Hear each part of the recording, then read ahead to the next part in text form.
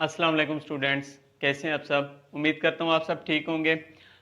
Last lecture में हमने पढ़ा था एक्सरसाइज नंबर 2.1। एक्सरसाइज नंबर 2.1 में हमने देखा था कि रियल नंबर और इमेजिनरी नंबर और उसमें बाकी जितनी भी चीज़ें थी वो हमने डिस्कस की थी।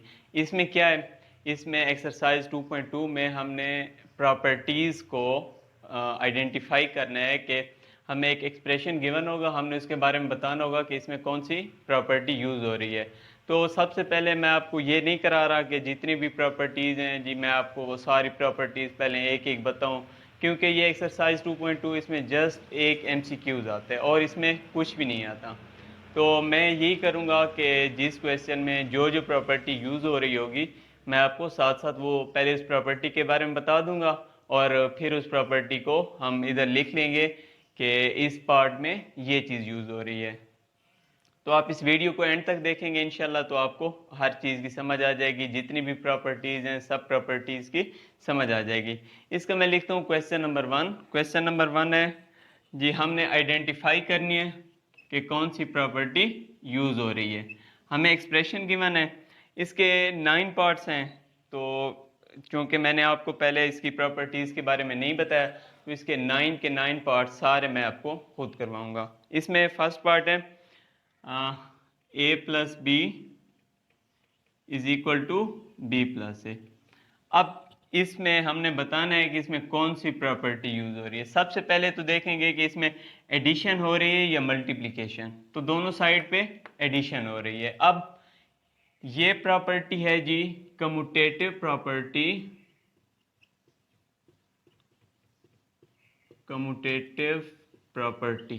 अब कम्यूटेटिव प्रॉपर्टी क्या होती है? Commutative property with respect to addition. अब मैं विद रिस्पेक्ट टू एडिशन इसलिए लिख रहा हूँ क्योंकि इसमें एडिशन हो रही है। अब कम्यूटेटिव प्रॉपर्टी क्या होती है? कम्यूटेटिव प्रॉपर्टी ये होती है कि अगर हमारे पास कोई भी दो नंबर हैं, जैसे 2 एंड 3। मार्कर से नहीं है, मैं चेंज कर रहा हूँ। लेट्स सपोज हमारे पास है 2 एंड 3। अगर हम इन दोनों को ऐड करें इसका आंसर क्या आता है? 5। अगर हम इनकी जगह चेंज कर लें तो हम देखेंगे कि क्या हमारे आंसर पर कोई फर्क पड़ता है या नहीं। अब ये देखें, अगर हम लिखें 3+2, 3+2 भी 5 होता है। तो ये चीज़ है जी, इसकी प्रॉपर्टी है एडिशन की कि अगर एडिशन में हम कोई भी एक्सप्रेशन को हम ऐड करें और उनकी जगह को अगर हम रिप्लेस करें, एक दूसरे के साथ चेंज करने जगह सब्स्टिट्यूट कर लें, तो उस पर कोई असर नहीं पड़ता। तो ये है हमारी property commutative property with respect to addition. ये हो रही है इस फर्स्ट पार्ट में यूज। अब इसका सेकंड पार्ट है,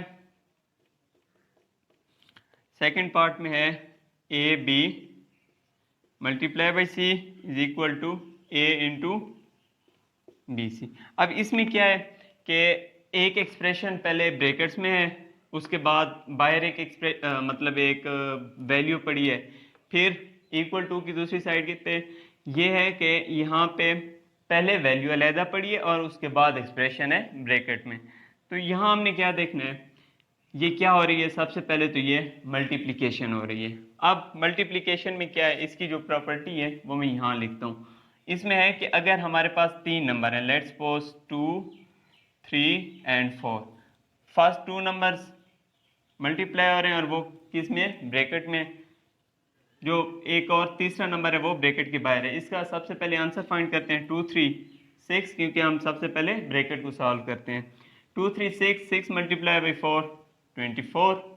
अब अगर हम इस चीज़ को इस तरीके से लिखें, 2 मल्टीप्लाई मतलब 2 बाहर आ गया, अब बी सी 3 मल्टीप्लाई बाई 4। अब इनको हमने इसके ब्रैकेट के अंदर लिख लिया। तो सबसे पहले ब्रैकेट सॉल्व करेंगे। 3 4 12, 12 मल्टीप्लाई बाई 2 24।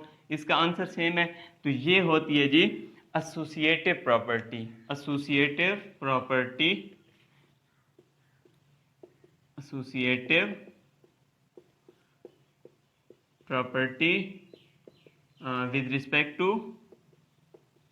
मल्टीप्लिकेशन। अब इसका क्या मतलब है?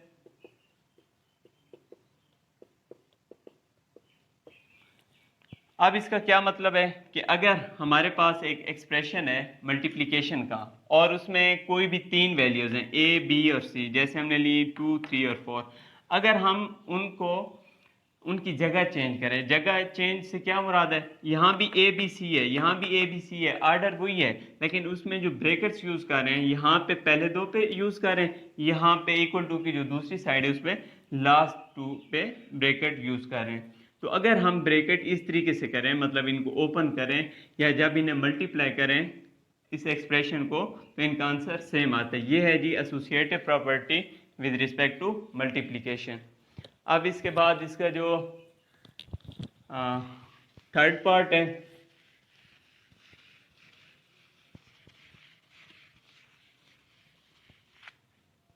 इसका थर्ड पार्ट में है 7 multiply by 1 equal to 7। 7 multiply by 1 equal to 7। अब ये कौन सी प्रॉपर्टी, इसमें सबसे पहले मल्टीप्लिकेशन हो रही है, ठीक है जी, मल्टीप्लिकेशन की प्रॉपर्टी है। अब ये प्रॉपर्टी कौन सी है, इस प्रॉपर्टी में है कि अगर हम कोई भी हमारे पास नंबर है, लेट्स सपोज ए है, उसको, मतलब ये अल्फ़ाबेट है, कोई भी अल्फ़ाबेट हो, ए हो या कोई भी नंबर हो, उसको अगर हम किसी ऐसे नंबर के साथ मल्टीप्लाई करें कि उसके आंसर पर कोई फर्क ना पड़े, मतलब जो नंबर या अल्फ़ाबेट हम ले रहे हैं आंसर वही है, जैसे ए ले रहे थे आंसर ए है, तो इसके साथ किस चीज़ को मल्टीप्लाई करें। अगर हम इसके साथ बी को मल्टीप्लाई करेंगे ए बी आ जाएगा, 2 को मल्टीप्लाई करेंगे 2 ए आ जाएगा, इसके साथ अगर हम 1 को मल्टीप्लाई करें तो वही सेम चीज़, वही सेम वैल्यू आ रही है। ये होती है हमारी प्रॉपर्टी, इसे हम कहते हैं मल्टीप्लिकेटिव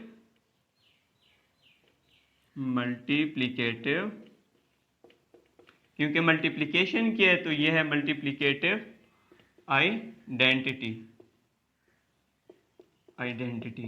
ठीक है, इसमें क्या है हमारे पास कि अगर हमारे पास कोई भी नंबर है उसको जब हम 1 के साथ मल्टीप्लाई करेंगे उसका आंसर वही आएगा, वही नंबर हमारे पास दोबारा आंसर में आ जाएगा। ये है इसकी प्रॉपर्टी मल्टीप्लिकेटिव आइडेंटिटी। इसका जो फोर्थ पार्ट है उसमें है,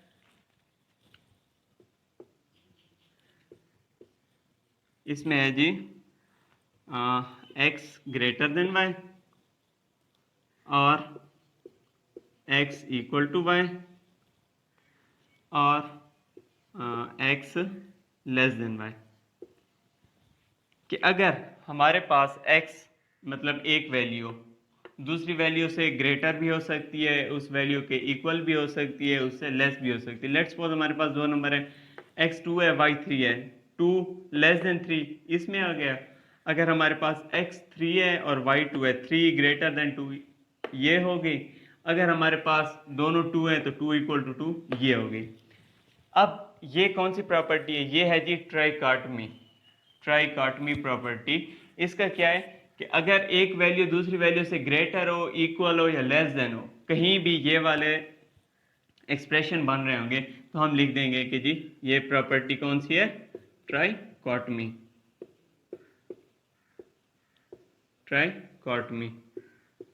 ये जी इसमें प्रॉपर्टी यूज हो रही है, जहां भी ग्रेटर देन, लेस देन या इक्वल टू साइन आएगा और उसमें जस्ट दो वेरिएबल यूज हो रहे होंगे। ये याद रखना है कि दो वेरिएबल यूज हो रहे होंगे और उसमें लेस देन, ग्रेटर देन या इक्वल टू, इनमें से कोई भी आ जाएगा तो ये हमारी प्रॉपर्टी होगी ट्राइकॉटमी। अब इसका जो फिफ्थ पार्ट है,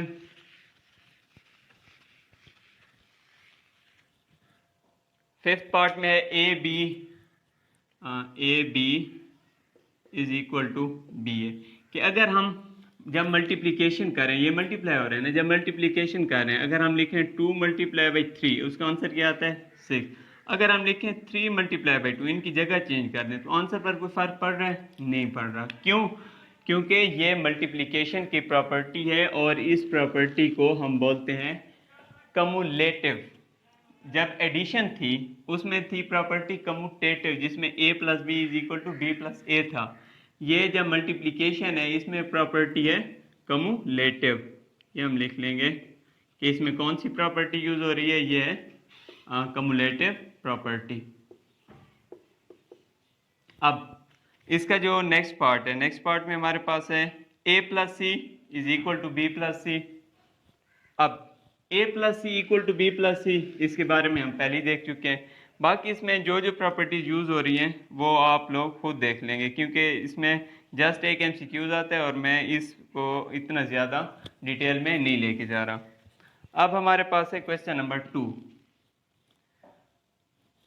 क्वेश्चन नंबर 2 में हमारे पास एक एक्सप्रेशन को सॉल्व किया हुआ है और उस एक्सप्रेशन में जो जो प्रॉपर्टीज यूज हुई हैं हमने उन प्रॉपर्टीज के बारे में बताना है। एक्सप्रेशन कौन सा है?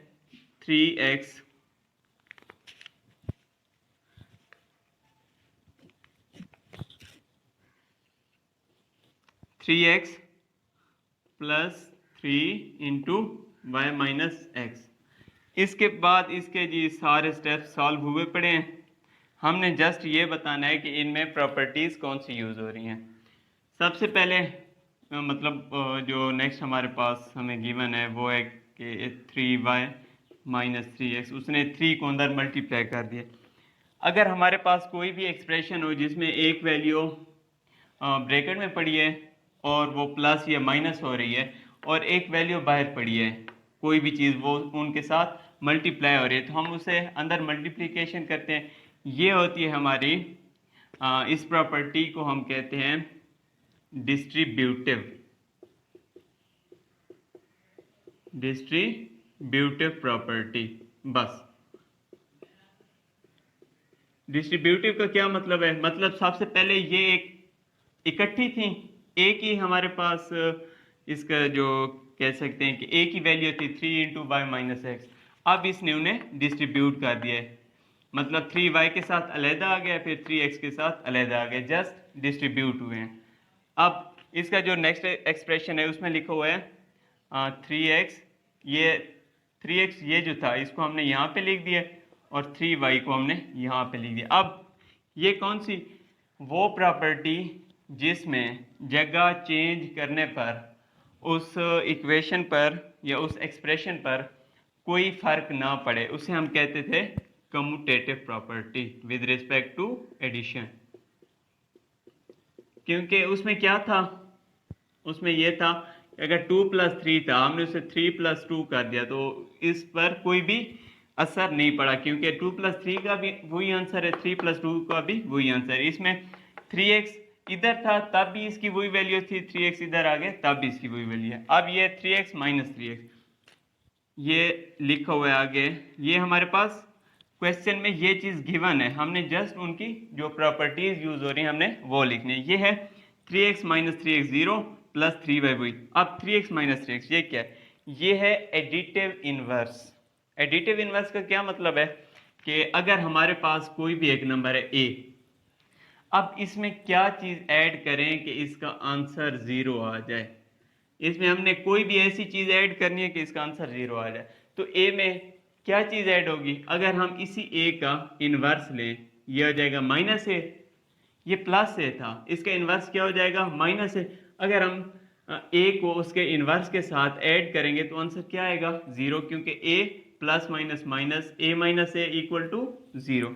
तो यहाँ पे यही प्रॉपर्टी यूज हुई है कि a ये यानी एक वैल्यू है हमारे पास, ये उसका इन्वर्स पड़े, एक प्लस की वैल्यू है, ये दूसरी जो वैल्यू पड़ी है ये उसका इन्वर्स है। तो ये है हमारे पास यहाँ पे प्रॉपर्टी यूज हो रही है जी एडिटिव इनवर्स,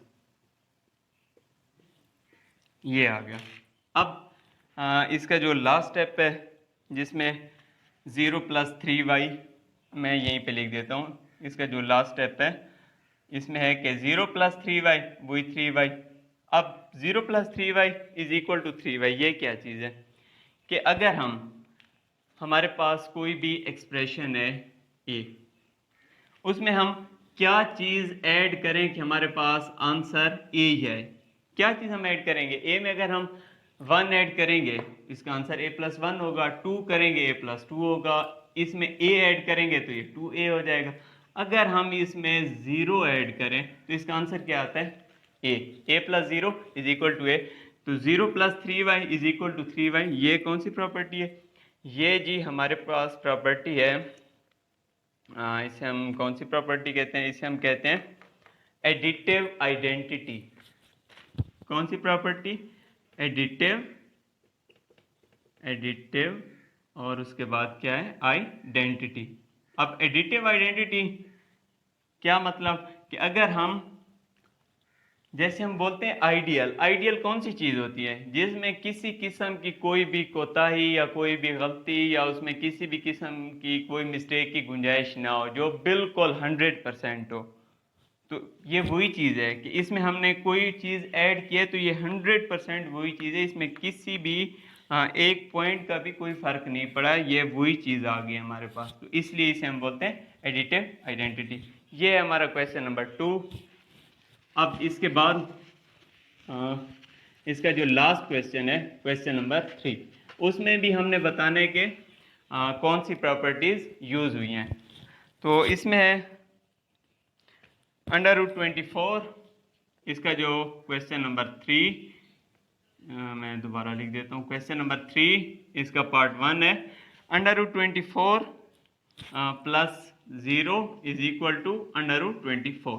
अब ये क्या चीज़ है? मैं अभी आपको इसी चीज़ के बारे में बता रहा था कि अगर हम किसी चीज़ में कोई ऐसा नंबर या कोई ऐसी चीज़ ऐड करें कि हमारे पास 100% वही चीज़ वापस आ जाए, तो ये हमारी कौन सी प्रॉपर्टी होती है? एडिटिव। एडिटिव इसलिए क्योंकि ये एडिशन हो रही है, ये होगी एडिटिव, और उसके बाद है आइडेंटिटी, ये होगी एडिटिव आइडेंटिटी। अब इसका जो सेकंड पार्ट है, सेकंड पार्ट में क्या है? सेकंड पार्ट में हमारे पास है -2/3 into 5 plus 7/2 is equal to -2/3 multiply by 5 के साथ अलहदा मल्टीप्लाई हो रहा है, plus minus minus 2/3 multiply by 7/2। अब ये इसने क्या किया? ये सबसे पहले ये ए की टर्म थी, अब इसने क्या किया? 5 के साथ अलहदा मल्टीप्लाई हुआ है, 7/2 के साथ अलहदा इसने इस एक टर्म की बजाय ये 2 हो गई हैं, इसने डिस्ट्रीब्यूट कर दिया है। तो ये है जी हमारी डिस्ट्रीब्यूटिव प्रॉपर्टी, डिस्ट्रीब्यूटिव प्रॉपर्टी। ठीक है। अब इसका जो थर्ड पार्ट है, थर्ड पार्ट में क्या है? Pi plus minus pi equal to 0। अब ये क्या है? Pi plus minus pi equal to 0। हमने देखा था कि अगर हमारे पास एक नंबर ए है और हम उसमें क्या चीज़ ऐड करें कि हमारे पास आंसर 0 आए, हम उसमें क्या ऐड करते थे? ए का इन्वर्स, ए प्लस का था, ए का इन्वर्स क्या आएगा? माइनस का है। तो ये क्या चीज़ है? ऐड हो रहे हैं, और ऐड क्या हो रहा है? इस टर्म में इसका इन्वर्स ऐड हो रहा है। तो हम क्या लिखेंगे? ये कौन सी प्रॉपर्टी है? एडिटिव। एडिटिव क्या ऐड हो रहा है? इन्वर्स। इन्वर्स ऐड हो रहा है ना, इसलिए ये हमारे पास एडिटिव इन्वर्स। अब इसका जो बाकी पार्ट्स हैं वो मैं आपको यहाँ पे करके दे देता हूँ। इसका पार्ट जो 4 है, फोर्थ में क्या है? फोर्थ पार्ट में √3 dot √3 is a real number. ये हमारे पास √3 dot √3 is a real number. सबसे पहले तो हम देखेंगे कि इसमें क्या हो रही है। डॉट मतलब मल्टीप्लिकेशन हो रही है। अब मल्टीप्लिकेशन हो रही है, उसने कहा है कि √3 को √3 के साथ मल्टीप्लाई करें तो हमारे पास जो आंसर आएगा वो एक रियल नंबर होगा। हमें पता है कि √3 को √3 के साथ मल्टीप्लाई करें तो इसका आंसर 3 आता है, और 3 एक रियल नंबर है। तो ये प्रॉपर्टी कौन सी है? ये प्रॉपर्टी, इसे हम बोलते हैं क्लोजर प्रॉपर्टी। इसे हम बोलते हैं closure property with respect to क्या हो रहे हैं? मल्टीप्लाई। तो हम लिख देंगे विद रिस्पेक्ट टू मल्टीप्लिकेशन। अब क्लोजर प्रॉपर्टी, क्लोजर प्रॉपर्टी कौन सी होती है? क्लोजर प्रॉपर्टी वो होती है कि अगर हमारे पास कोई भी दो वैल्यूज़ हैं, वो मल्टीप्लाई हो रहे हैं और ये दोनों वैल्यूज़ रियल नंबर हैं, अगर कोई भी दो वैल्यूज़ जो कि रियल नंबर हैं वो आपस में मल्टीप्लाई हो रहे हैं, तो इसका जो आंसर आएगा a multiply by B, let's suppose इसका आंसर हमारे पास आता है AB। तो वो ए बी भी लाजमी रियल नंबर ही आंसर होगा। अब √3 क्या था? Real number. ये √3 क्या था? Real number.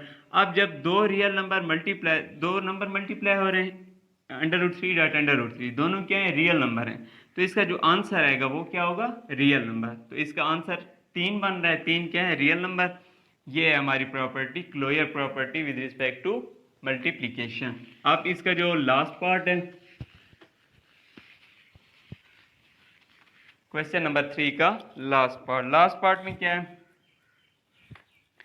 लास्ट पार्ट है जी -5 divided by 8 multiply by -8 divided by 5 is equal to 1। अब -5/8 ये है हमारे पास एक टर्म, ठीक है। अब हमने देखना है कि -5/8 को किस चीज़ के साथ मल्टीप्लाई करें कि उसका आंसर 1 है। तो हम किस चीज़ के साथ मल्टीप्लाई करेंगे? इसके इन्वर्स के साथ। इन्वर्स के साथ क्या मतलब? 5/8 था, इसका इन्वर्स क्या बनेगा? 8/5। और साथ में यहाँ माइनस है, यहाँ भी माइनस आ जाएगा।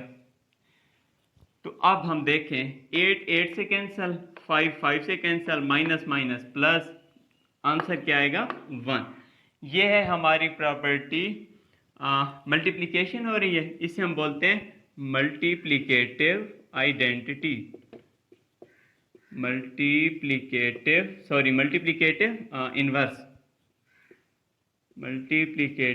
इनवर्स। मल्टीप्लिकेटिव इनवर्स से क्या मुराद है कि हमारे पास एक टर्म थी, लेट्स सपोज हमारे पास टर्म थी a, उसको हम मल्टीप्लाई किससे कर रहे हैं? a के इनवर्स से, और हमारे पास आंसर क्या आ रहा है? 1। किसी भी टर्म को उसके इनवर्स के साथ जब मल्टीप्लाई करेंगे तो उसका आंसर हमेशा 1 आएगा, और यही है हमारी प्रॉपर्टी मल्टीप्लिकेटिव इनवर्स।